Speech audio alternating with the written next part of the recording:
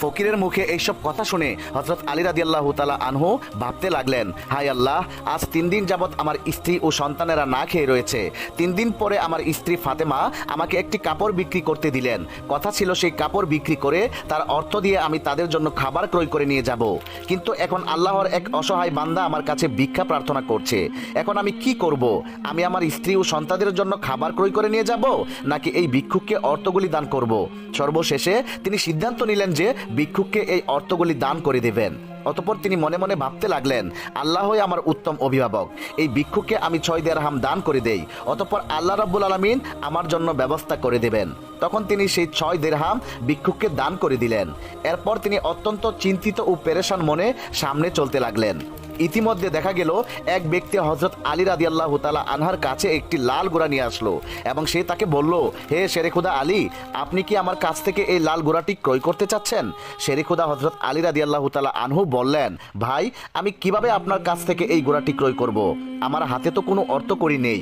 তখন সেই ব্যক্তি বলল, হে আলী, আমি বাকিতে আপনার কাছে এই ঘোড়াটি বিক্রি করব।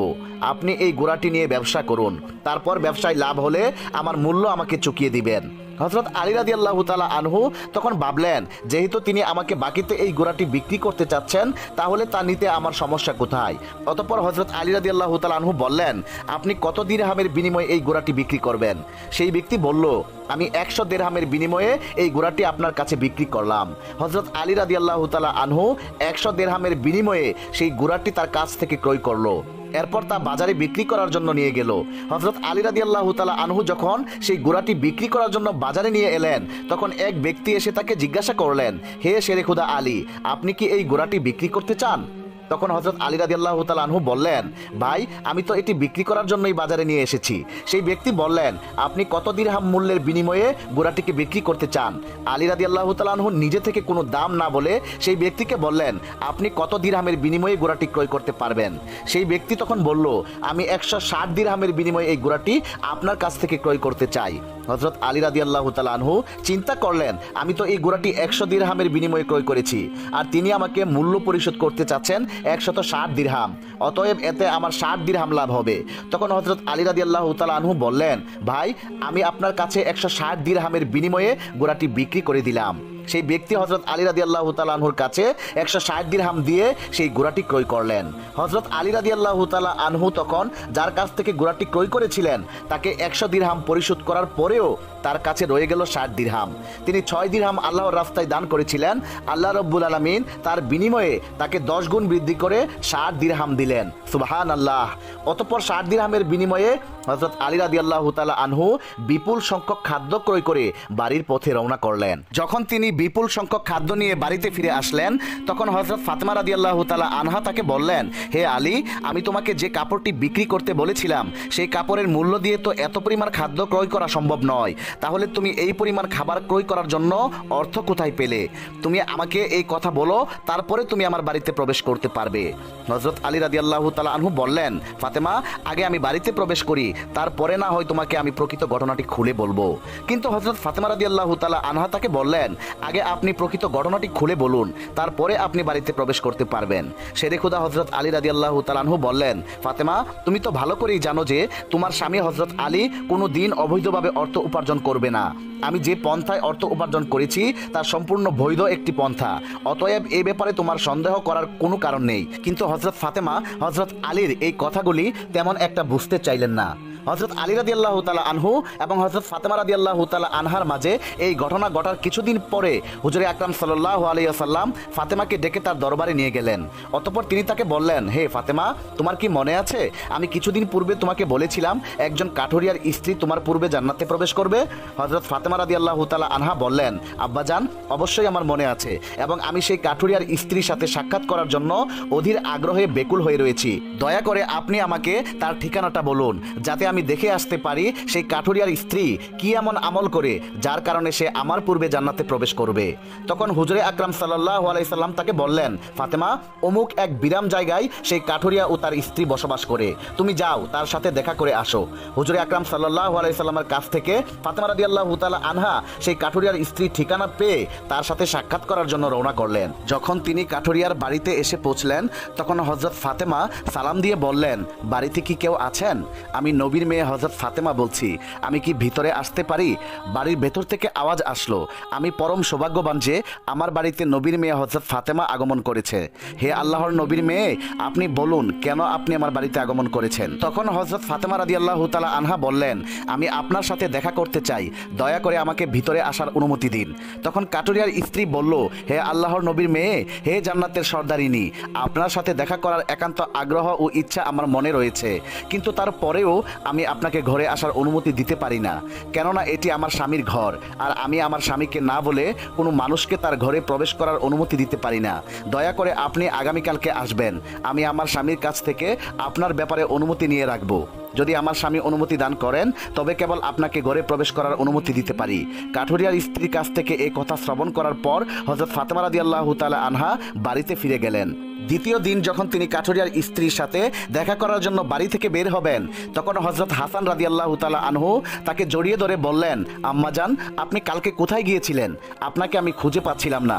আপনি যেখানে যাচ্ছেন দয়া করে আমাকে আপনার সাথে নিয়ে যান। হযরত ফাতেমা রাদিয়াল্লাহু তাআলা আনহা তখন তার বড় পুত্র হাসান রাদিয়াল্লাহু তাআলা আনহুকেও তার সাথে নিলেন।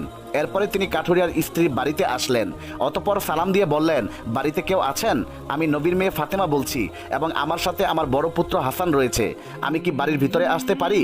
ভেতর থেকে আওয়াজ দিয়ে কাঠুরের স্ত্রী বলল, হে নবীর মেয়ে ফাতেমা, আপনার সাথে দেখা করার প্রবল আকাঙ্ক্ষা আমার মনে রয়েছে।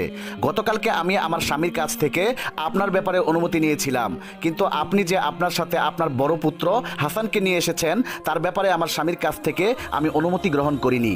এর কারণে আমি আপনাকে ঘরে প্রবেশ করার অনুমতি দিতে পারি, কিন্তু আপনার পুত্র হাসানকে অনুমতি দিতে পারি না। দয়া করে আপনি আগামীকালকে আসবেন। আপনার পুত্র হাসানের ব্যাপারেও আমি আমার স্বামীর কাছ থেকে অনুমতি নিয়ে রাখবো। কাঠুরিয়ার স্ত্রীর কাছ থেকে এই কথা শ্রবণ করার পর হযরত ফাতেমা রাদিয়াল্লাহু তাআলা আনহা বাড়ি ফিরে এলেন। পরদিন যখন তিনি আবার কাঠুরিয়ার স্ত্রীর সাথে দেখা করার জন্য রওনা করতে যাবেন, তখন তার ছোট ছেলে ইমাম হুসেন রাদিয়াল্লাহু তাআলা আনহু তাকে জড়িয়ে ধরে বললেন, আম্মাজান, আপনি 2 দিন যাবৎ কোথায় যাচ্ছেন? আমি আপনাকে কোথাও খুঁজে পাচ্ছি না। আজকে আপনি আমাকে সঙ্গে নিয়ে যাবেন। হযরত ফাতেমা রাদিয়াল্লাহু তাআলা আনহা তখন তার 2 পুত্র হাসান ও হুসাইনকে নিয়ে সেই কাঠুরির বাড়িতে এলেন এবং তিনি সালাম দিয়ে বললেন, বাড়িতে কি কেউ আছেন? আমি নবীর মেয়ে ফাতেমা বলছি এবং আমার সাথে আমার 2 পুত্র হাসান এবং হুসাইন রয়েছেন। বাড়ির ভেতর থেকে কাঠুরিয়ার স্ত্রী আওয়াজ দিয়ে বললেন, হে আল্লাহর নবীর মেয়ে ফাতেমা, আপনার সাথে দেখা করার প্রবল আকাঙ্ক্ষা আমার রয়েছে। গতকালকে আমি আপনার ব্যাপারে এবং আপনার বড় ছেলে হাসানের ব্যাপারে আমার স্বামীর কাছ থেকে অনুমতি নিয়েছি, কিন্তু আপনার ছোট ছেলে হুসাইনের ব্যাপারে আমি অনুমতি গ্রহণ করিনি। দয়া করে আজকে আপনি ফিরে যান এবং আগামীকালকে আপনি আসবেন। আগামীকালকে আমি আপনার 3 জনের ব্যাপারে অনুমতি গ্রহণ করে রাখবো আমার স্বামীর কাছ থেকে। কাঠুরিয়ার স্ত্রীর কাছ থেকে এই কথা শ্রবণ করার পর হযরত ফাতেমা রাদিয়াল্লাহু তাআলা আনহা এই দিনও বাড়ি ফিরে এলেন। পরদিনে হযরত ফাতেমা রাদিয়াল্লাহু তাআলা আনহা কাঠুরিয়ার স্ত্রী বাড়িতে আসলেন। তখন কাঠুরিয়ার স্ত্রী তাকে ঘরে প্রবেশ করার অনুমতি দান করলো। হযরত ফাতেমা রাদিয়াল্লাহু তাআলা আনহা কাঠুরিয়ার স্ত্রী ঘরে প্রবেশ করে দেখলেন কাঠুরিয়ার স্ত্রী বসে আছেন এবং তার সামনে রাখা আছে একটি লাঠি, 1 গাছি রশি এবং একটি পাত্রে 1 পাত্র পানি। এগুলি দেখে হযরত ফাতেমা রাদিয়াল্লাহু তাআলা আনহা তাকে জিজ্ঞেস করলেন, আপনি এগুলি নিয়ে কেন বসে আছেন? কাঠুরিয়ার স্ত্রী উত্তর দিল, সারাদিন পরিশ্রম করার পর যখন আমার স্বামী বাড়িতে ফিরে আসবেন তখন হয়তো তার অজু করার প্রয়োজন হবে অথবা তার পানি পান করার প্রয়োজন হবে। আমি চাই না আমার ক্লান্ত স্বামী পানির জন্য সামান্যতম কষ্ট পাক, যাতে পানির প্রয়োজন হওয়ার পর সাথে সাথে আমি তার কাছে পানি পরিবেশন করতে পারি। এ কারণেই আমি এই পানি নিয়ে বসে আছি। হযরত ফাতেমা তখন জিজ্ঞাসা করলেন, হে বোন, এই লাঠির কি প্রয়োজন এবং এই রশিরই বা কি প্রয়োজন? তখন কাঠুরিয়ার স্ত্রী উত্তর দিল, আমার স্বামী যদি আমার উপর কোনো কারণে অসন্তুষ্ট হন এবং আমাকে শাস্তি দেওয়ার ইচ্ছা পোষণ করেন তখন তার প্রয়োজন হবে একটি লাঠি, এবং যাতে তিনি আমাকে বেঁধে শাস্তি দিতে পারেন এই জন্য তার প্রয়োজন হবে একটি দড়ি। আমি চাই না এই জিনিসগুলি খোঁজাখুঁজি করতে গিয়ে আমার স্বামীর কোনো প্রকার কষ্ট হোক, সেই জন্য আমি আমার সামনে এই জিনিসগুলো নিয়ে বসে আছি। যখনই আমার স্বামী কোনো কারণে আমাকে শাস্তি দিতে চাইবেন তার সামনে লাঠি এবং দড়ি উপস্থিত রয়েছে, তিনি আমাকে তখনই এই দড়ি দিয়ে বেঁধে লাঠি দ্বারা শাস্তি দিতে পারেন। হযরত ফাতেমা রাদিয়াল্লাহু তাআলা আনহা কাঠুরিয়ার স্ত্রীর এই স্বামী ভক্তি দেখে বিস্ময়কর এবং হতবাক হয়ে গেলেন। অতঃপর তিনি আর তাকে কিছু না বলে হুজুরে আকরাম সাল্লাল্লাহু আলাইহি সাল্লামের দরবারে ফিরে আসলেন। করলেন। হুজুরে আকরাম সাল্লাল্লাহু আলাইহি সাল্লাম ফাতেমা রাদিয়াল্লাহু তাআলা আনহাকে বললেন, ফাতেমা তুমি কি সেই কাঠুরিয়ার স্ত্রীর সাথে দেখা করে এসেছো? হযরত ফাতেমা রাদিয়াল্লাহু তাআলা আনহা বললেন, আব্বাজান আমি তার সাথে দেখা করে এসেছি। হুজুরে আকরাম সাল্লাল্লাহু আলাইহি সাল্লাম বললেন, তুমি কি দেখলে? হযরত ফাতেমা বললেন, আব্বাজান সেই মহিলাটি অত্যন্ত স্বামীভক্ত। হুজুরে আকরাম সাল্লাল্লাহু আলাইহি সাল্লাম বললেন, ফাতেমা তার কাছ থেকে তোমার শেখার অনেক কিছু রয়েছে। হযরত ফাতেমা রাদিয়াল্লাহু তাআলা আনহা বললেন, আব্বাজান আমি তার কাছ থেকে কি কি শিক্ষা গ্রহণ করতে পারি এবং সে কিভাবে আমার পূর্বে জান্নাতে যাবে এই ব্যাপারটি আমাকে বুঝিয়ে বলুন। হুজুরে আকরাম সাল্লাল্লাহু আলাইহি সাল্লাম তখন বললেন, হে ফাতেমা শোনো, তুমি কিছুদিন আগে তোমার স্বামী আলীকে একটি কাপড় বিক্রি করার জন্য দিয়েছিলে। হযরত আলী সেই কাপড় বিক্রি করে তোমার জন্য অনেকগুলি খাবার ক্রয় করে নিয়ে এসেছিল, কিন্তু তুমি সন্দেহ করেছিলে যে আলী এগুলি বৈধ পথে উপার্জন করেছে কিনা। এই জন্য তুমি তোমার স্বামীকে ঘরে প্রবেশ করতে দাওনি এবং তাকে বিভিন্ন প্রশ্ন করার মাধ্যমে তার মনে কষ্ট দিয়েছিলে। অথচ তুমি জানতে তোমার স্বামী আলী কোনোদিনও অবৈধ পথে উপার্জন করতে পারে না। হে ফাতেমা, তুমি যখন আলীকে সেই কাপড়টি বিক্রি করার জন্য দিয়েছিলে, হযরত আলী তার জন্য ক্রেতা খুঁজে পাচ্ছিল না। তখন আল্লাহ রাব্বুল আলামিন তার ফেরেশতা হযরত মিকাইলকে সেই কাপড়টি ক্রয় করার জন্য পাঠিয়ে দিয়েছিলেন। আল্লাহর ফেরেশতা মিকাইল 6 দিরহামের বিনিময়ে হযরত আলীর কাছ থেকে সেই কাপড়টি ক্রয় করেছিল। এরপর আল্লাহর আরেকজন ফেরেশতা এসে আলীর কাছ থেকে সেই 6 দিরহাম ভিক্ষা প্রার্থনা করে। আলী সেই 6 দিরহাম আল্লাহর রাস্তায় তাকে দান করে দেয়। অতঃপর আলী চিন্তিত অবস্থায় বাড়ি ফিরে আসছিল। এমন সময় হযরত জিবরাইল আলাইহিস সালাম তার কাছে একটি লাল ঘোড়া 100 দিরহামের বিনিময়ে বাকিতে বিক্রি করে। আলী সেই ঘোড়াটিকে নিয়ে বাজারে যায় এবং হযরত ইসরাফিল আলাইহিস সালাম তাকে 160 দিরহামের বিনিময়ে তার কাছ থেকে সেই ঘোড়াটি ক্রয় করে।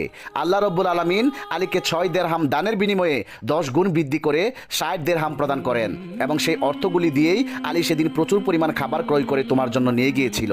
হে ফাতেমা, শুনে রাখো, যে কাপড়টি হযরত আলী বিক্রি করেছিল আল্লাহ রাব্বুল আলামিন সেই কাপড়টি জান্নাতে সংরক্ষণ করে রেখেছেন এবং যে ঘোড়াটি দিয়ে আলী ব্যবসা করেছিল সেই ঘোড়াটিকেও আল্লাহ রাব্বুল আলামিন জান্নাতে সংরক্ষণ করে রেখেছেন। কাল কিয়ামতের দিন যখন তুমি জান্নাতে প্রবেশ করবে তখন তুমি সেই ঘোড়ার উপরে থাকবে এবং সেই কাপড়টি হবে ঘোড়ার লাগাম, আর সেই লাগামটা ধরে থাকবে উক্ত কাঠুরিয়ার স্ত্রী। লাগামটি ধরে থাকার কারণে সে তোমার আগেই জান্নাতে প্রবেশ করবে এবং তুমি তারপরে জান্নাতে প্রবেশ করবে। কাঠুরিয়ার স্ত্রীর অতুলনীয় স্বামী ভক্তি হলো তার এই মর্যাদা প্রাপ্তির একমাত্র কারণ। প্রিয় দর্শক, এই ছিল হযরত ফাতেমা রাদিয়াল্লাহু তাআলা আনহা এবং কাঠুরিয়ার স্ত্রীর ঘটনা। মহান রব্বুল আলামিন আমাদের সবাইকে এই ঘটনা থেকে শিক্ষা নেওয়ার তৌফিক দান করুক। সকলেই কমেন্টে লিখুন আমিন। বন্ধুরা, ভিডিওটি যদি ভালো লেগে থাকে তাহলে এখনই চ্যানেলটি সাবস্ক্রাইব করে পাশে থাকা বেল আইকনটি প্রেস করে দিন। আল্লাহ হাফেজ।